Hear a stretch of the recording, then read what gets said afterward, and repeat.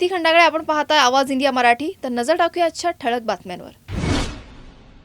131व्या घटना दुरुस्ती विधेयकाला लोकसभेत एकमताने नाकारल्यानंतर महिला आरक्षण आणि मतदारसंघ पुनर्रचना विधेयकावर पंतप्रधान नरेंद्र मोदींचं मोठं वक्तव्य समोर आलंय। पंतप्रधान मोदी यांनी विरोधी पक्षांच्या भूमिकेवर जोरदार टीका केली आणि त्यांना इशारा दिला की महिला आरक्षण विधेयक रोखल्याची मोठी किंमत त्यांना चुकवावी लागणार आहे। मोदींनी म्हटलं की विरोधकांनी महिला आरक्षण विधेयकाचा विरोध करून महिलांच्या हक्काचा विरोध केला आहे।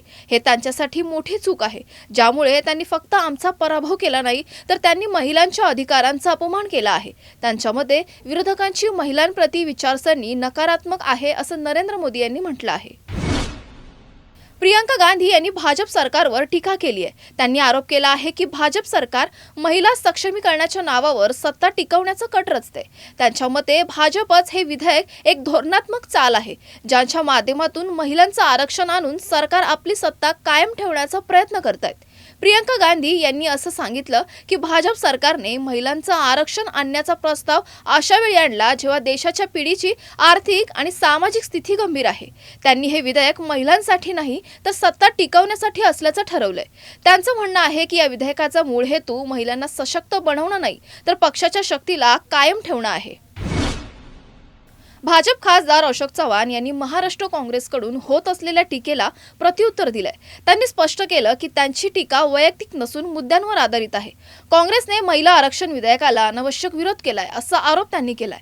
चव्हाण यांच्या म्हणण्यानुसार सरकारने सर्व स्पष्टीकरण दिलं होतं आणि विरोधकांच्या सूचनांचा विचार करण्याची तयारीही दाखवली होती। तरीही केवळ राजकीय श्रेय न मिळू नये म्हणून विरोध झाल्याचं त्यांनी म्हटलंय। तसेच त्यांनी काँग्रेसच्या संघटनात्मक स्थितीवर टीका करत अनेक राज्यांमध्ये पक्षाची ताकद कमी झाल्याचं आणि काही नेते भाजपमध्ये येण्यास इच्छुक असल्याचंही नमूद केलंय। यावर काँग्रेसने तीव्र प्रतिक्रिया देत महिला आरक्षणाचा निर्णय काँग्रेसच्या पाठिंब्यानेच पूर्वीपासूनच झालेला आहे आणि अशोक चव्हाण यांनी पक्षाची गद्दारी केल्याचा आरोप केला आहे। भारतीय जनता पक्षाच्या अल्पसंख्याक सेलने महिला आरक्षण विधेयक रद्द झाल्याचा विरोध म्हणून महाराष्ट्र प्रदेश कार्यालयाबाहेर जोरदार प्रदर्शन केलं। या प्रदर्शनात मोठ्या संख्येने अल्पसंख्याक कार्यकर्ते सहभागी झाले होते। भाजपाने काँग्रेस आणि इंडिया गठबंधन विरोधात तीव्र नारेबाजी केली। या दरम्यान भाजपच्या कार्यकर्त्यांनी इंडिया गठबंधनच्या नेत्यांचे पोस्टर्स फाडून जोरदार विरोध दर्शवला। हा विरोध भाजपच्या महिला आरक्षण विधेयकाच्या बाबतीत होणाऱ्या वादावर आणि विरोधकांवरील त्यांच्या टीकांसाठी होता। भाजपने या मुद्द्यावर आक्रमक भूमिका घेतली असून भविष्यात त्याचा विरोध अधिक तीव्र होईल असा इशारा दिला आहे। नाशिकच्या आयटी हबमधील एका नामांकित कंपनीतील कर्मचाऱ्याचं लैंगिक शोषण आणि धर्मांतरासाठी दबाव आणण्याचा आरोप जोरदार चर्चा निर्माण करतोय। या प्रकरणात आतापर्यंत 8 जणांना अटक करण्यात आली आहे। तथापि यातील प्रमुख आरोपी HR प्रमुख निदा खान अद्याप फरार आहे आणि तिच्याबाबत महत्त्वाची माहिती समोर आली आहे। निदा खान जी फरार आहे तिच्या वतीने जामीन अर्ज दाखल केला आहे। विशेष म्हणजे तिने एक डॉक्टरांकडून मेडिकल सर्टिफिकेट मिळवलं असल्याचं समोर आलंय। 13 एप्रिलला मुंबईतील डॉक्टरांकडून हे सर्टिफिकेट मिळाल्याची माहिती उघड झाली आहे। असं सांगण्यात आलं आहे की ती 5 दिवसांपूर्वी डॉक्टरांना भेटली होती। या प्रकरणावर सोमवारी सुनावणी होणार असल्याची प्राथमिक माहिती आहे।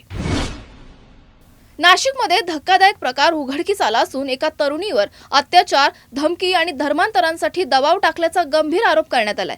पंचवटी पोलिसांनी या प्रकरणी तंजीर इनामदार या संशयित आरोपीला अटक केली आहे। पीडित तरुणीच्या तक्रारीनुसार आरोपीने तिला लग्नाचा आमिष दाखवून विविध ठिकाणी नेलं आणि तिथे बळजबरीने दारू आणि सिगरेट पिण्यास भाग पाडलं। तसेच ती शुद्धीत नसताना तिच्यावर वारंवार लैंगिक अत्याचार केल्याचा आरोप आहे।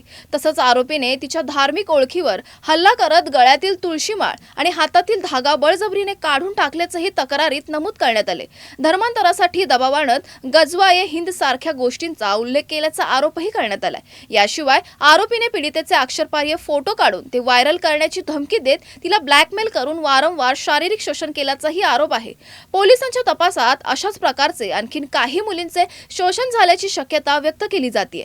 सध्या आरोपीला अटक करून न्यायालयात हजर करण्यात आलं असून त्याला 5 दिवसांची पोलीस कोठडी सुनावण्यात आली आहे। पुढील तपास पंचवटी पोलीस करत आहे।